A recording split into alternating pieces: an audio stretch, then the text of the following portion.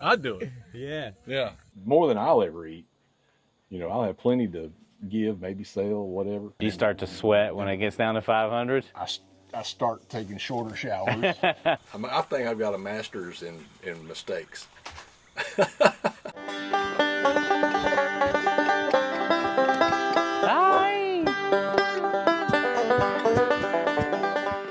Okay, we're up in the mountains of North Carolina near Danbury, just kind of in the foothills before we get to the mountains, but we're visiting my friend today, Don Smith, who has his own land out here and is living off the grid. So he's creating all kinds of things to live strictly from the land. Super excited to check it out, show us what he's doing, and get a taste of what it's like living out here on the side of a mountain, not connected to anything. Let's see what we can find out.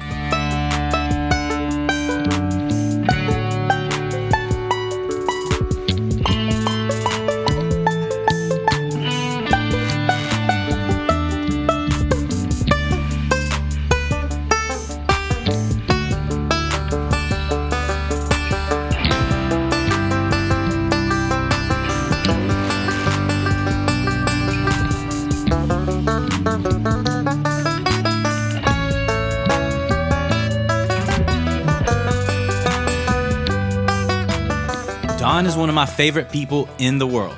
He's been through a lot of tough times and come out stronger on the other end. He's extremely self-reliant and solution-oriented, which makes him perfect for off-the-grid homesteading. He's a lover of nature, music, dance, and getting people together. And he's got a great philosophical outlook on life and how to live. I was really excited to dig deeper into his story and learn more about living closer to the land.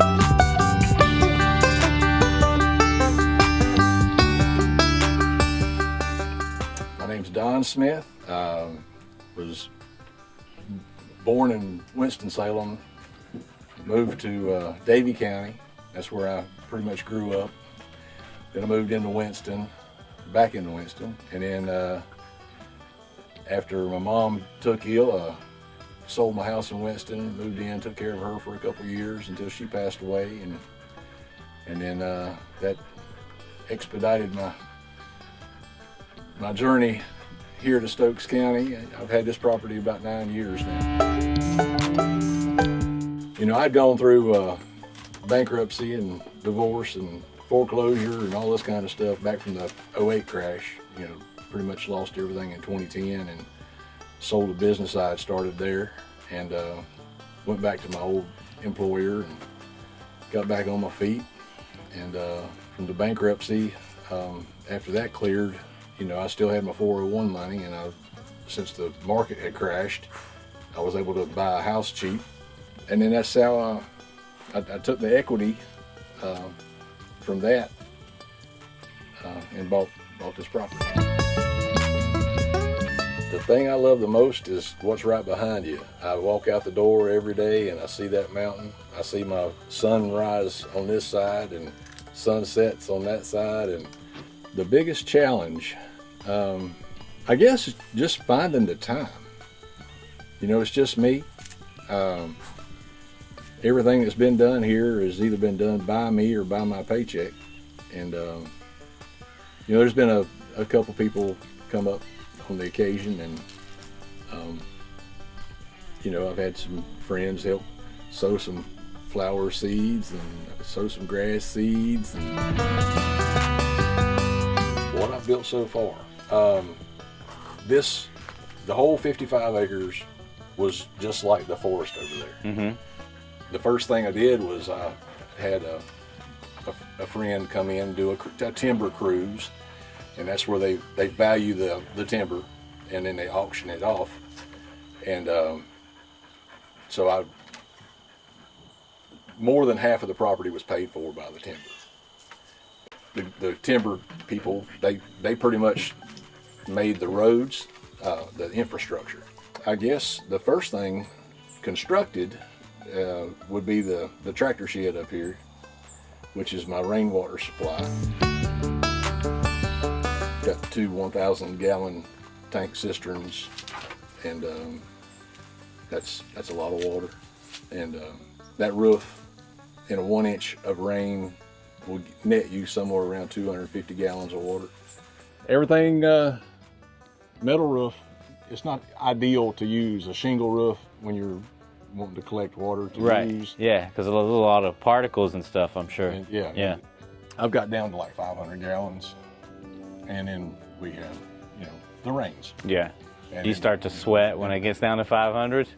I start taking shorter showers. And it's like irrigates down to your house? It comes, there's 1 inch line comes out here. Oh, okay, you got a line. And it goes to this hydrant. All right.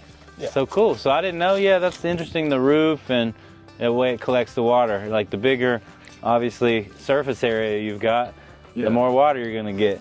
Yeah. Yeah. And so how do you filter the water when you get it? You said you got it under your sink. You got a filter there. It's a double, just a whole house filter system. And then for drinking water, I don't know if you saw the Berkey sitting on the end of the cabinet, the stainless cylinder. Yeah. That's looks like a coffee maker. Mm-hmm. That's a Berkey water filter, and they say you can take creek water and pour in there and have drinking water at the other end. Yeah. So I figure rainwater filtered, and then I use that for my drinking water and cooking water and stuff like that. You haven't died yet. Nope, pretty healthy. Good. Yeah. Yeah. I try to eat well and stay active, and think good thoughts. Sometimes bad ones.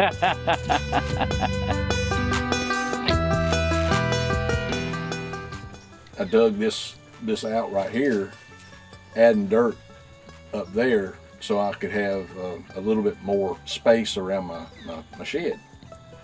Then I was like, well, what am I going to do with that hole? I said, well, it looks like a good place for a little house. So this is where I built my little hunt shack, and that's all it was really intended to be. All right, Donald, where are we going here, man?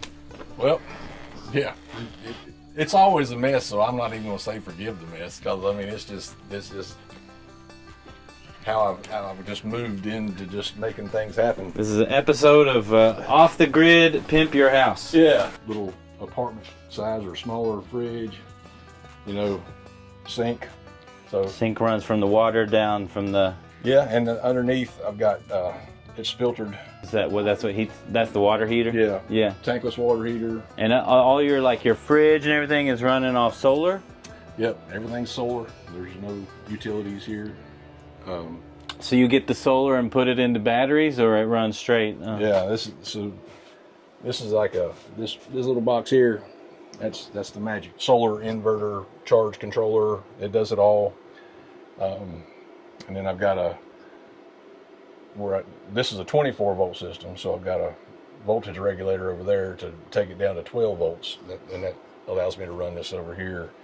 And the 12 volt also runs my diesel heater that's outside. As long as the sun's shining, and I did add another solar panel because I did have just two. And it was when I run, I've got a freezer, one of those little IceCo 75s, and so like when I kill my game or whatever, and I gotta have enough space, I run that. Yeah.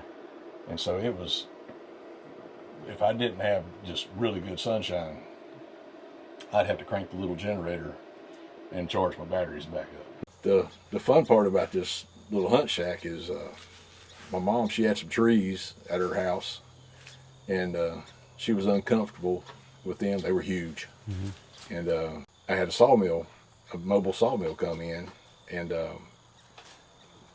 they sawed up and made all the dimensional lumber for me, and that's what the house is built with. So this house is built with my mom's trees. Nice.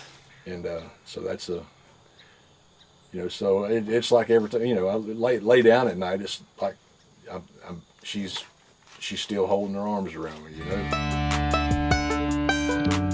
That's probably so much of like living with the land is so much trial and error. Oh, like trying something, going for it, and seeing what works, and then just like constant experimenting. Trial and error. That's a good thing. YouTube.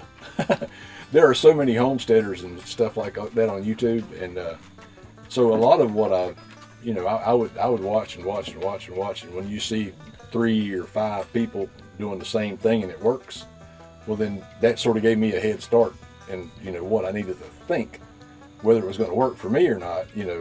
This place is full of failures.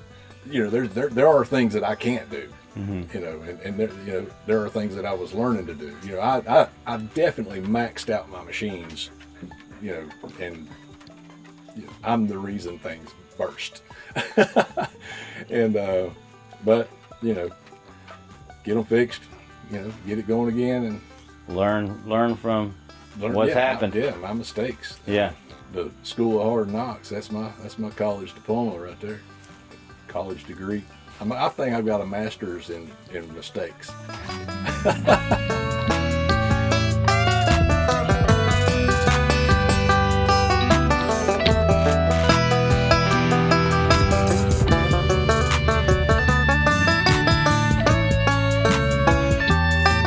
Yeah, that is one thing. Let's ask you about that.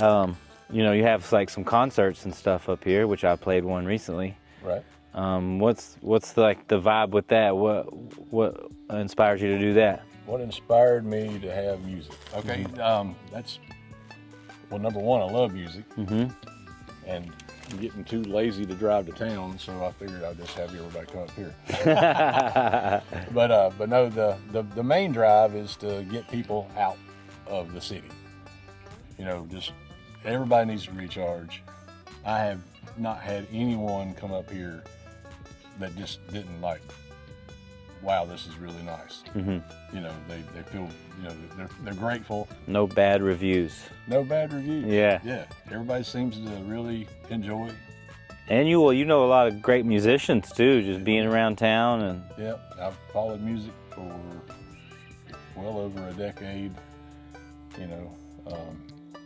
Like when I moved into Winston, my life was, I ain't gonna lie, it was rough. When I first started, because in Winston, after losing my business, my marriage, my home, and having, that was rebuilding. Yeah. I've rebuilt, 3 or 4 times now. Right. And so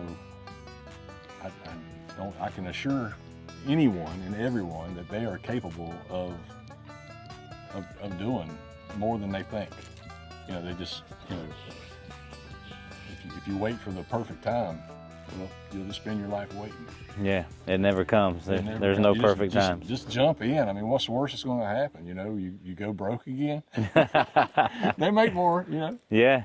Yeah. So it's Yeah, they make more of everything except time. Yeah. That's the most important thing to me is time.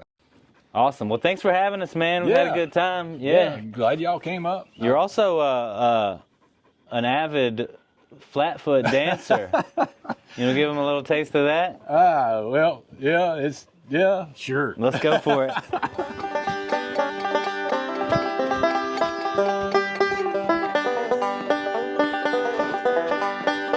There we go.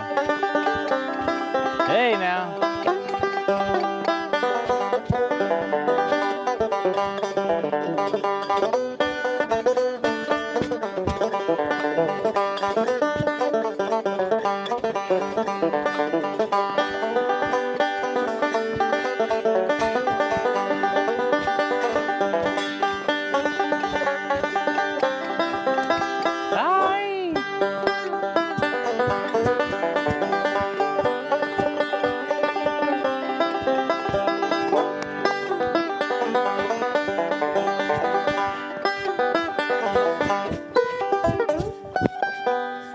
Hey, yeah. You had to win some awards doing that, haven't you? Yeah. Just had a lot of fun. After spending some time with Don on his beautiful land, I felt a lot more knowledgeable about off-the-grid lifestyle, gained a deeper respect for natural, sustainable living, inspired to detach from the machine a bit more and reconnect with the beauty of nature. The sounds, colors, and rhythms of the earth sink deeper into the soul as you walk closer to the land that sustains us. Until next time, this is Andy Eversole and Banjo Earth, North Carolina.